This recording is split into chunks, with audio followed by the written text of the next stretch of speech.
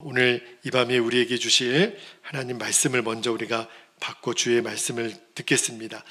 오늘 주시는 말씀은 누가복음 5장 36절에서 38절까지 말씀입니다. 누가복음 5장 36절에서 38절.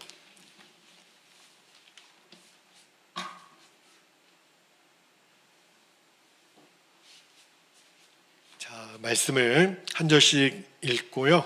38절은 함께 읽도록 하겠습니다. 36절 제가 먼저 읽을게요. 또 비유하여 이르시되 새 옷에서 한 조각을 찢어 낡은 옷에 붙이는 자가 없나니 만일 그렇게 하면 새 옷을 찢을 뿐이요 또 새 옷에서 찢은 조각이 낡은 것에 어울리지 아니하리라. 새 포도주를 낡은 가죽 부대에 넣는 자가 없나니 만일 그렇게 하면 새 포도주가 부대를 터뜨려 포도주가 쏟아지고 부대도 못쓰게 되리라. 38절 함께요. 새 포도주는 새 부대에 넣어야 할 것이니라. 아멘. 아멘. 하나님 말씀입니다.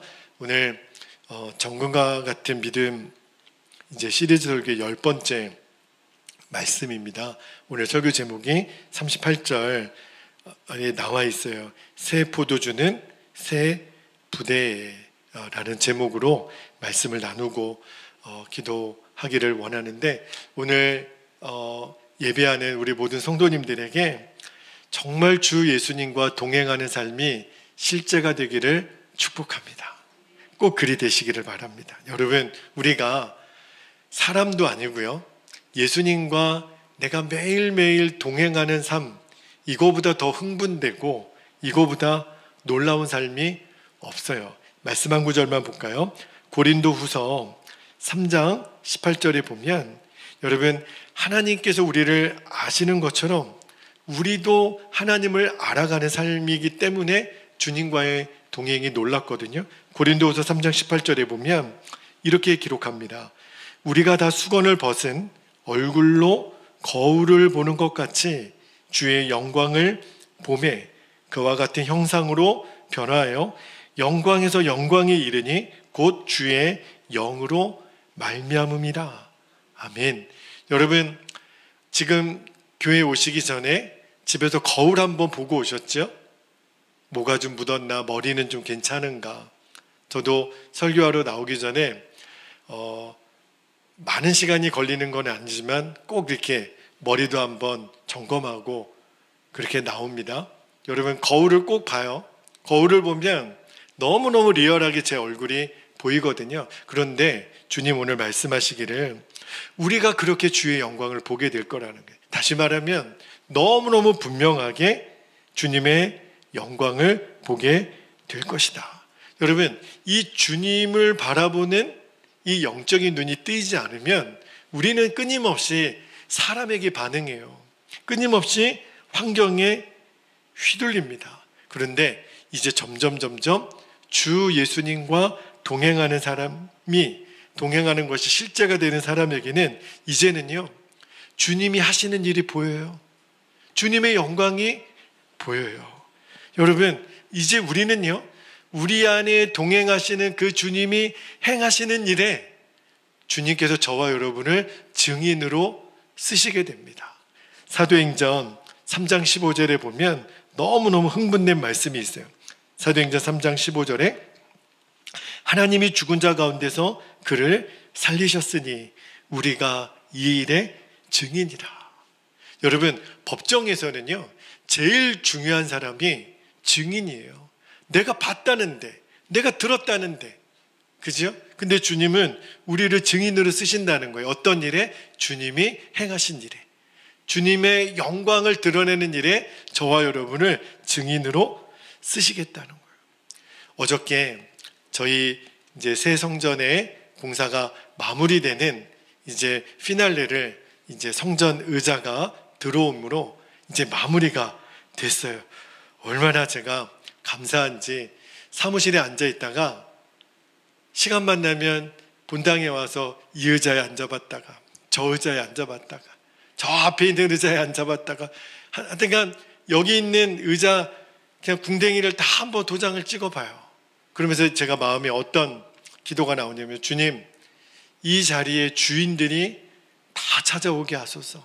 하나님, 예비된 사람들이 이 의자에 다 앉게 하옵소서.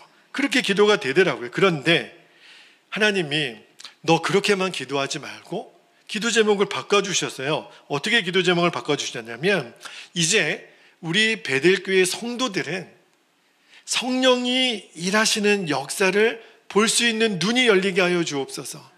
우리는요, 교회 생활하고 신앙 생활하는 것이 그냥 목사님 설교를 듣고 사람을 보러 우리가 신앙 생활하는 거 아니거든요. 이제 우리들의 눈이 어디까지 열려야 되냐면, 정말 주님이 역사하시는구나, 성령님이 지금 일하고 계시는구나, 그거를 보는 눈이 열리는 거예요.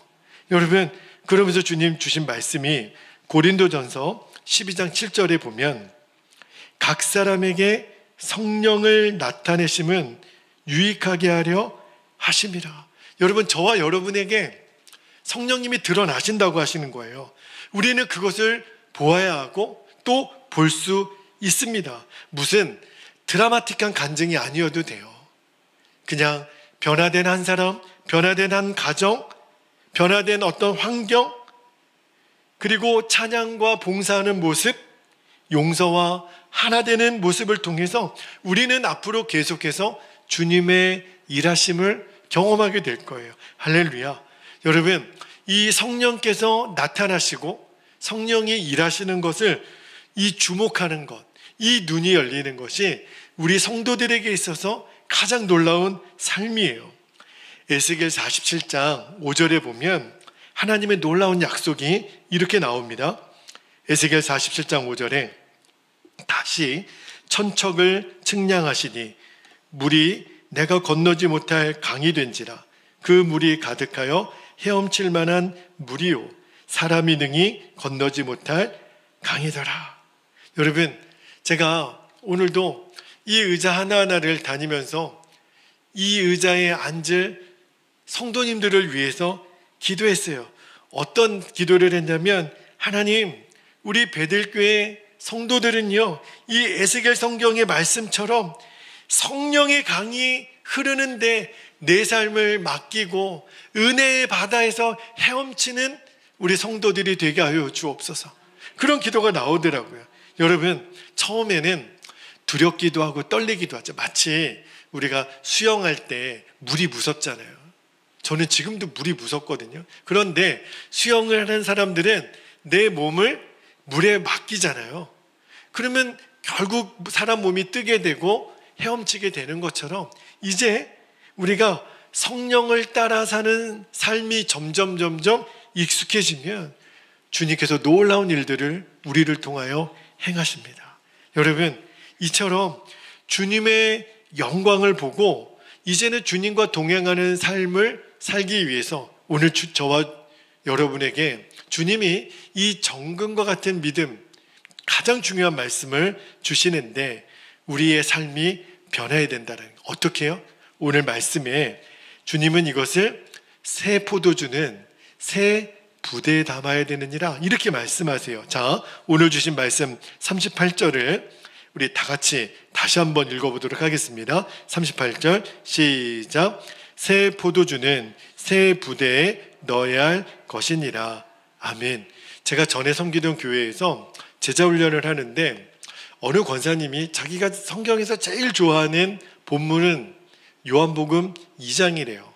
예수님이 물로 포도주를 만든 사건.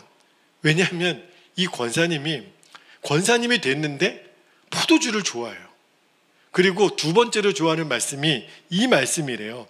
새 포도주는 새 부대에 넣어야 할 것이니라. 주님, 제가 포도주를 너무 사랑합니다. 그렇게 제자훈련을 하는데 이야기를 하시는 거예요. 그러면서 이분이 권사님이신데 여전히 포도주를 좋아하시는구나. 그래서 제가 그 권사님에게 뭐라고 그랬냐면, 권사님, 제가요 좋은 포도주 소개해드려도 될까요? 권사님이 눈이 번쩍 띄어요. 그렇지 않아도 포도주 좋아하는데 목사님이 포도주를 소개해준다고 하니까. 근데 여러분, 이 누가복음 5장 38절에 나오는 이 새 포도주는요, 와인이 아니에요. 이 새 포도주가 상징하는 게 뭐죠? 이 새 포도주는요, 우리 안에 임하신 예수님 그분이세요. 예수님을 담아야 된 새 부대로 준비되라는 말씀이에요. 그러니까 우리가 새 포도주를 새 부대에 담는다, 이 말을 많은 성도님들이 좀 오해해서 새로운 환경에 적응해야 되는 거구나. 예를 들면 우리 교회가 이렇게 예쁘게 단장이 됐으니까 이제 더럽히지 않도록 청소도 잘하고 깨끗하게 관리하고, 이런 것이 새 포도주를 새 부대에 담는다는 의미가 아니에요.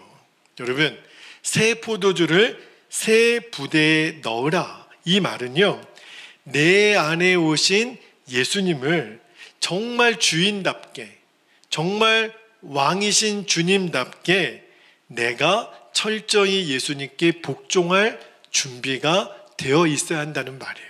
그게 바로 새 포도주가 새 부대에 담긴다, 이 말이거든요. 그런데 여러분 보세요. 이제 우리가 새 부대가 되어야 돼요.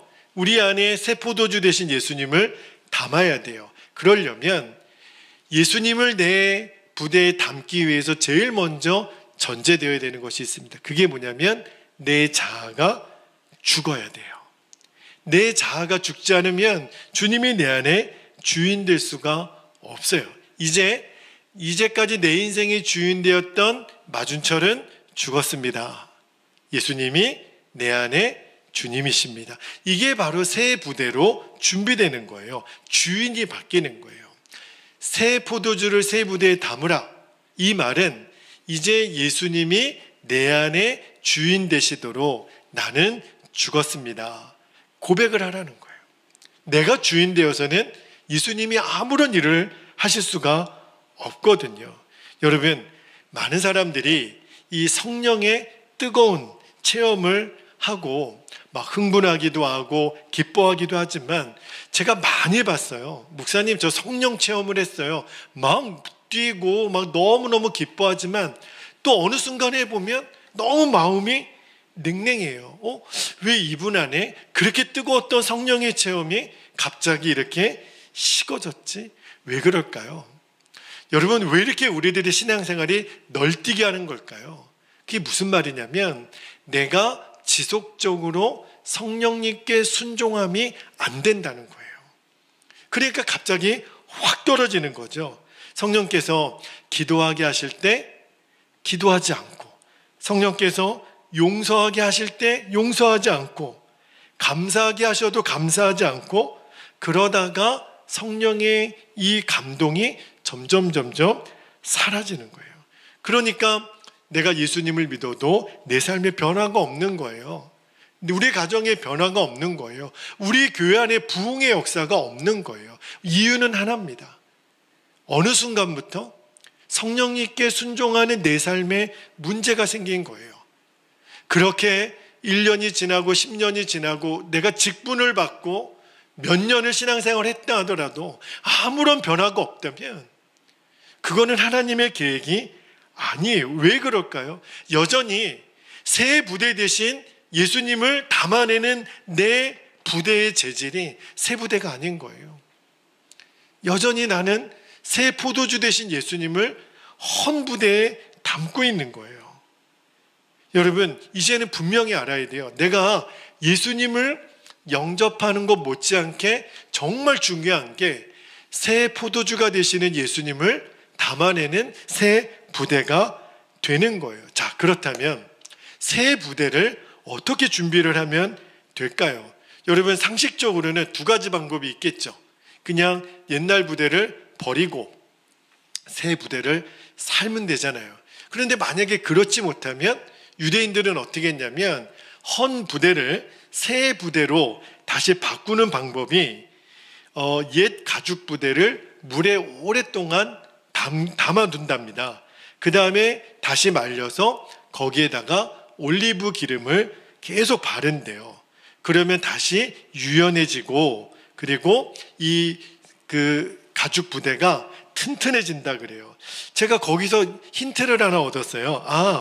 새 부대를 우리가 마련하는 것도 이와 같은 방법이겠다. 자, 여러분, 요한복음 2장에 보면 예수님이 가나 혼인잔치에서 물이 변하여 포도주가 되는 그 이적을 행하셨죠. 그런데 처음에 그 본문을 잘 보면 예수님과 제자들도 초청받아서 갔는데 예수님이 그 혼인잔치집에 있었음에도 불구하고 기쁨의 상징인 포도주가 떨어지는 일이 일어납니다.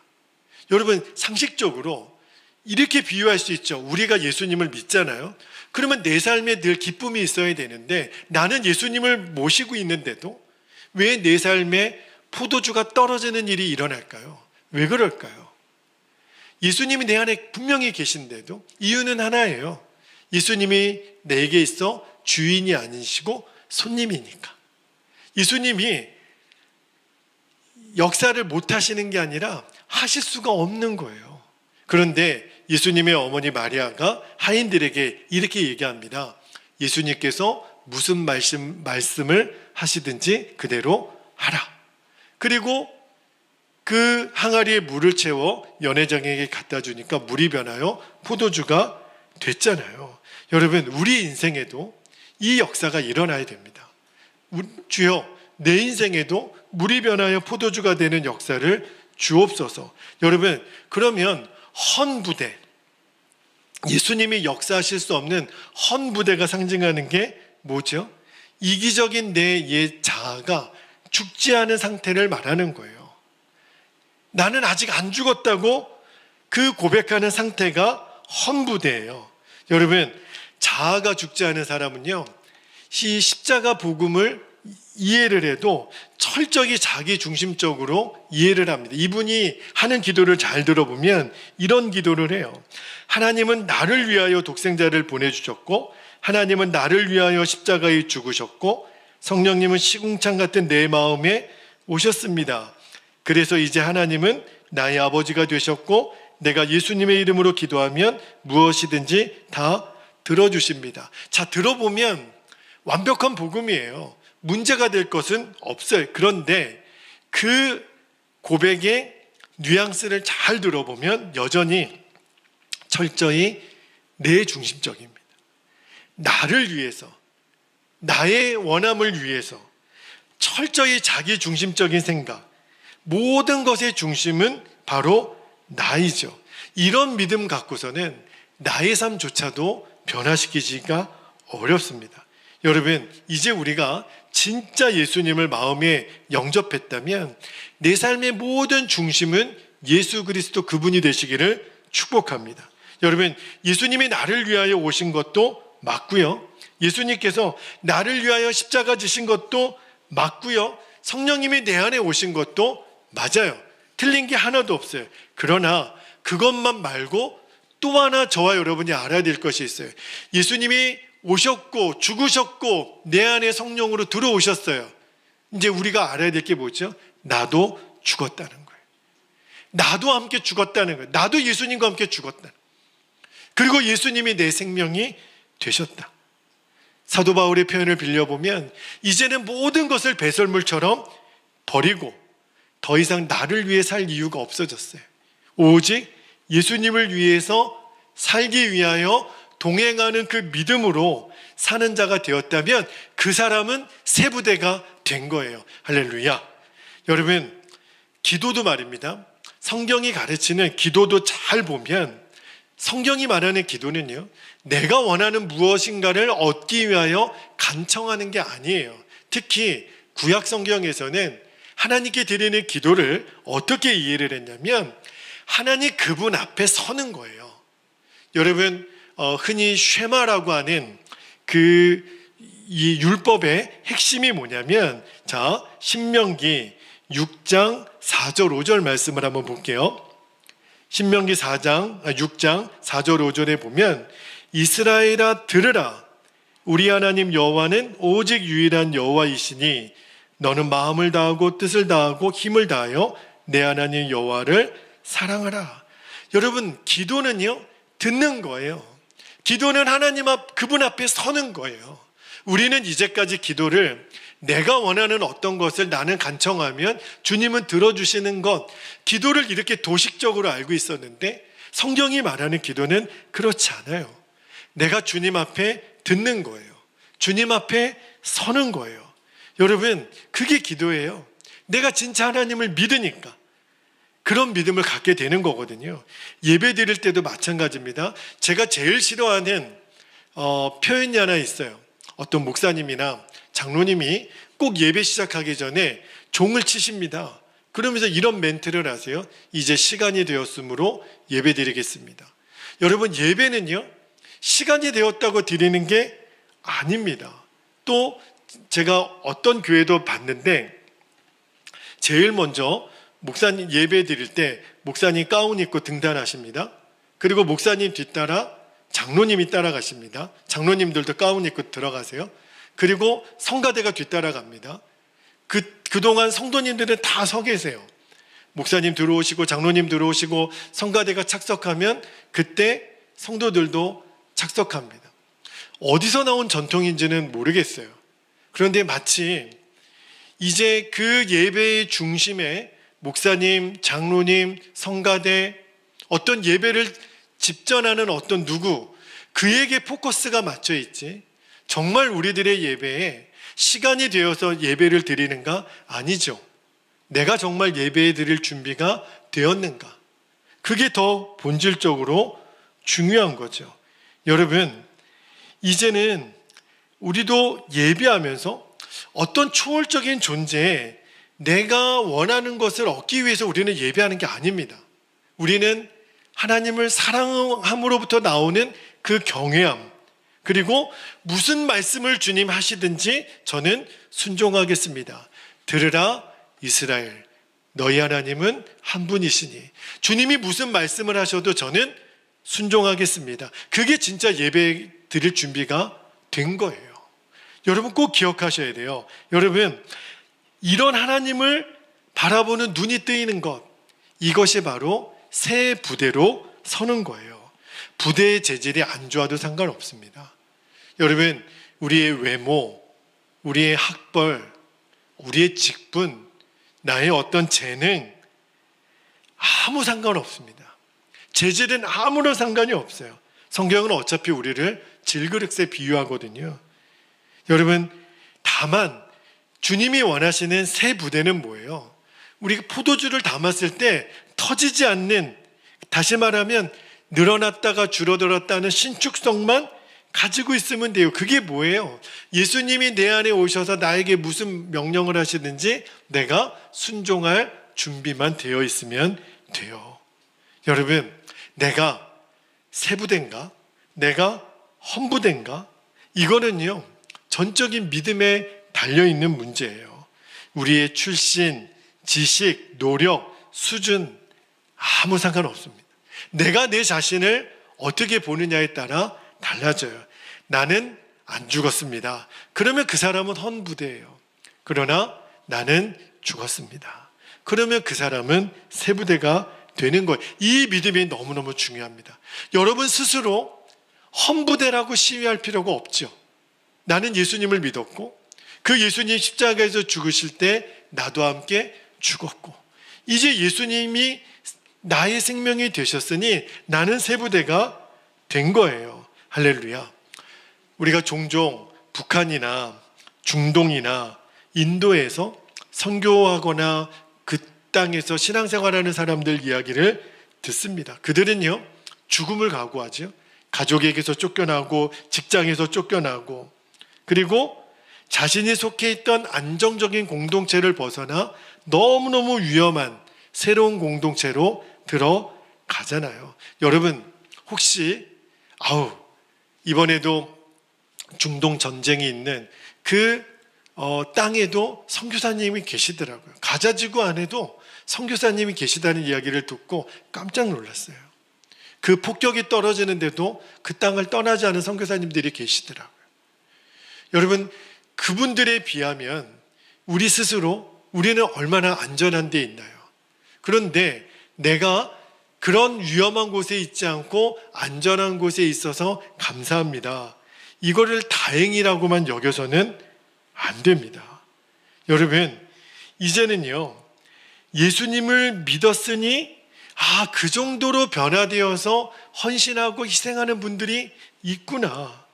핵심은 뭐죠? 나는 죽고 예수님으로 삼는 그 믿음이에요. 그래서 우리도 이제는 외쳐야 돼요. 편하고 좋은 환경에 있어서 할렐루야가 아니라 내가 이 땅에서 소금이 되고 빛이 되는 삶으로 나를 써주시옵소서. 이제는 나를 드릴 줄 알아야 돼요.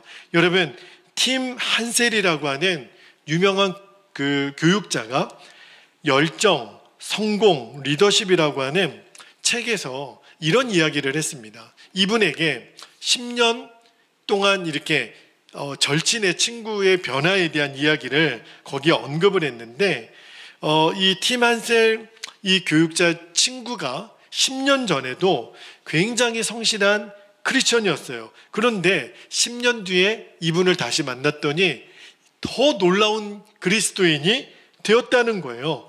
너무너무 성령 충만하고 기쁨과 확신에게 넘쳐있는 그 친구를 보면서 묻습니다.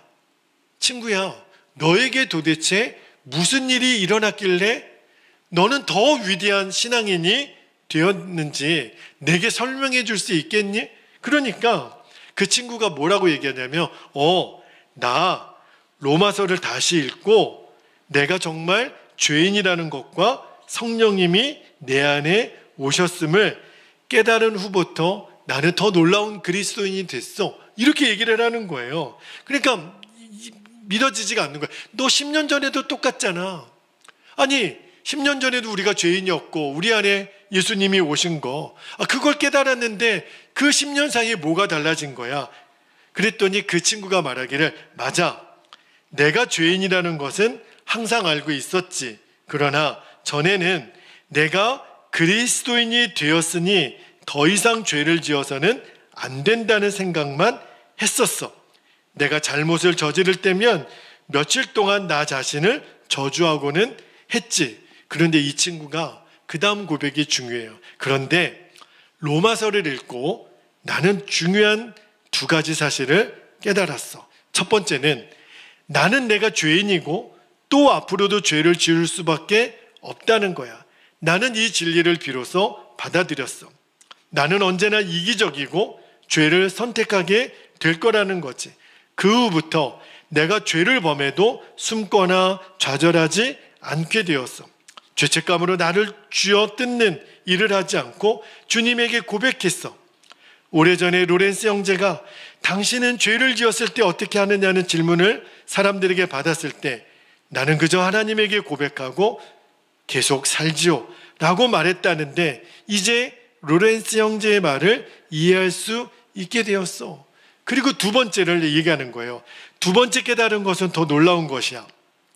그것은 내가 만일 어떤 좋은 일을 했다면 그것은 내가 아니라 내 안에 오셔서 역사하시는 성령님이라는 사실을 깨달았어. 내게 좋은 변화가 일어날 때마다 난 그것이 성령님의 능력이라는 것을 알았어. 그 후부터 나는 나를 통해서 성령 하나님이 어떻게 역사하시는가를 지켜보는 재미로 살고 있어. 할렐루야. 나는 그저 그분이 하시는 일에 감사하고 놀라고 기대하는 것뿐이야. 전에 나는 나의 죄성을 바라보며 낙심에 빠져 살았지. 그러나 예수님을 영접한 사람은 자신 안에 역사하시는 성령님을 바라보며 살아야 한다는 것을 깨달았어. 이제 난 항상 내 삶에 역사하시는 성령 하나님을 보고 있어. 이것은 일시적인 감정이 아니야. 정말 생생한 사실이고 끊임없이 일어나는 사건이야. 그 친구가 그렇게 얘기하는 거예요. 그랬더니 이 팀 한셀 이 교육자가 이렇게 고백합니다. 뭐라고 말했냐면 내 친구는 변화되었습니다. 나쁜 사람으로부터 좋은 사람으로가 아니라 좋은 사람으로부터 놀라운 사람으로 말입니다. 그녀는 전에도 성실하고 도덕적인 그리스도인이었습니다. 그러나 그녀가 복음의 진리와 성령님에 대하여 깨닫고 난 다음 그녀의 삶은 불이 있는 사람, 불을 붙이는 사람이 되었습니다. 할렐루야. 저는요 이 이야기를 듣고 막 정말 가슴이 뜨거워지는 거예요. 주님, 제가 그리 되기를 원합니다. 날마다 내 안에 일어나는 성령의 역사에 대해서 이제는 내가 증언할 수 있는 사람, 우리 베델교회 성도들이 그리 되기를 원합니다. 사랑하는 여러분, 이제 새 부대가 되어야 되는 핵심이에요. 나는 죽고 예수로 산다. 이것에 대한 분명한 믿음이 세워지기를 축복합니다. 그러나 이것은 표현은 간단하지만 그러나 그것이 믿어지는 일은 간단하지가 않아요. 그래서 하나님이 우리를 계속해서 광야로 인도하시는 거예요. 여러분, 하나님이 우리가 예수님을 믿어 하나님의 자녀가 되게 우리를 부르셨잖아요. 그리고 믿음의 공동체로 우리를 이끌어 주셨잖아요. 그 다음에 하나님이 하시는 일이 뭐냐면 에스겔 말씀처럼 이제 은혜의 바다에서 헤엄치라는 거예요. 할렐루야. 그렇게 우리를 구원한 거예요. 여러분, 교회 안에 목사님이 계시고 장로님이 계시고 권사님들이 계시죠. 이 자리에도 있어요. 근데 여러분, 이 목사와 장로와 권사님은 교회에서 뭐 하는 사람들이죠? 뭔가를 결정하는 힘을 가진 사람들입니까? 장로님들이 하자고 하면 그대로 되고 아니면 안 되는 그러한 존재들입니까? 아니요. 절대로 그리 되어서는 안 돼요. 목사와 장로와 권사는 뭐 하는 사람이죠? 사랑이 제일 많은 사람. 그게 정상이에요. 여러분, 신앙생활을 오래 한 사람, 여러분 이 자리에 10년, 20년, 30년 신앙생활 하신 분들이 계세요. 신앙생활을 오래 한 사람은 어떤 사람이죠? 이제는 두려움과 염려가 없는 사람. 권사님은 어떻게 그렇게 늘 얼굴이 밝아요? 늘 어떻게 얼굴이 평안해요? 권사님은 하나도 염려가 없는 사람 같아요. 그러면 뭐라고 대답하시면 돼요? 염려하고 두려워했던 나 누구누구는 예수님과 함께 이미 죽었습니다. 그렇게 되는 거예요. 여러분, 한 주라도 저는 소망이 있습니다. 우리 베델교회 한 주라도 먼저 온 사람은 그 뒤에 온 사람에게 성도는 소망 중에 즐거워하는 사람이라고 하는 것을 여러분 증거하는 모델이 되시기를 축복합니다. 보니까 저분은 베델교회 언제 오셨대요? 지난주에 오셨어요. 한 주밖에 차이가 안 나는데 저분은 어떻게 이렇게 소망 중에 즐거워할 수 있는 거죠? 정말 우리 베델교회가 그리 되기를 원합니다. 여러분, 이제 말씀을 마무리하겠습니다. 우리는 이제요 십자가 복음을 정확히 믿고, 십자가 복음은 너무너무 간단해요. 나는 죽었습니다. 예수님 나의 생명이십니다. 그것을 정확히 믿고 주님만 바라보고 사는 거예요. 이것이 지극히 작아 보이는 일 같지만 여기에서 우리의 삶 전체가 결정되는 거예요. 이 진리가 결론이 되지 않으면 우리들의 믿음은 자라지가 않습니다. 여러분, 주님이 달란트 비유에서 5달란트 받고 2달란트 받은 종들에게 나중에 어떤 축복의 메시지를 했는지 기억나시죠? 내가 작은 일에 충성하였으니 착하고 잘하였도다. 그렇게 칭찬하잖아요. 네가 작은 일에 충성하였으니. 작은 일이라 그랬어요. 여러분, 왜 많은 사람들이 이거를 알면서도, 작은 일을 충성했다고 복 주시는 하나님을 알면서도 왜 우리가 작은 일에 이렇게 충성하지 못할까요? 그냥 작은 일이라고 보이니까. 그런데 하나님은 저와 여러분을 주목하시기를 우리가 작아 보이는 일에 얼마나 충성을 다하는지를 보시는 거예요. 여러분, 하나님이 보시기에는 작은 일은 없습니다. 작아 보여도 나는 죽고 예수로 사는 이 십자가 복음을 정말 믿고 주님만 바라보며 사는 일, 이 일부터 충성해 보는 거예요. 할렐루야. 그러면 주님이 저와 여러분을 착하고 충성된 종이라고 불러주세요. 어느 선교사님이 그런 고백을 했대요. 어떻게 하는 것이 충성하는 태도일까? 그 선교사님이 이렇게 대답을 하시더라고요. 이거 하다가 죽을 사람처럼 사는 것, 그것이 충성 아닐까요? 제가 진짜 손뼉을 쳤어요. 이거 하다가 죽을 사람처럼 사는 것, 그게 충성이잖아요. 여러분, 만약에 주님이 오늘 삽질을 시켰어요. 그러면 삽질을 할 때 이거 하다가 오늘 죽을 사람처럼 삽질하는 사람, 그 사람을 하나님이 귀하게 보신다는 거예요. 주님이 시켜서 하는 일 중에 작은 일이 어디 있겠어요? 할렐루야. 여러분, 이 눈이 열리게 되기를 바랍니다. 크고 작은 일은 내가 판단할 일이 아니에요. 주님이 나에게 명령하셨다면 나는 순종하는 거죠. 이렇게 주님 바라보고 주님과 동행하는 훈련을 하는 것. 그렇게 살다가 죽을 사람인 것처럼 하는 저와 여러분이 되시기를 축복합니다. 이제 우리 기도하겠습니다. 여러분, 여러분이 주님을 영접했다면 이제는 오직 예수님으로 살 결단을 하셔야 돼요. 오직 순종입니다. 성령을 따라 변화의 바다로 나아가는 거예요. 이것이 새 부대의 삶이고 정금과 같은 믿음의 핵심입니다. 이제 기도할 때 두 가지 기도 제목을 붙잡고 우리가 함께 기도하기를 원합니다. 첫 번째 기도 제목은 나는 죽고 예수로 사는 것이 믿어지는 은혜를 주시고 주님께서 행하시는 일을 보는 눈을 열어주옵소서. 그리고 우리는 그 일의 증인이 되는 거예요. 두 번째, 주여 내가 새 부대가 되게 하여 주십시오. 주님만 믿고 주님께만 순종하여 이제는 저 은혜의 바다를 마음껏 헤엄치는 자가 되게 하여 주옵소서. 우리 주님의 이름을 간절히 부르시고 통성으로 기도하겠습니다. 주여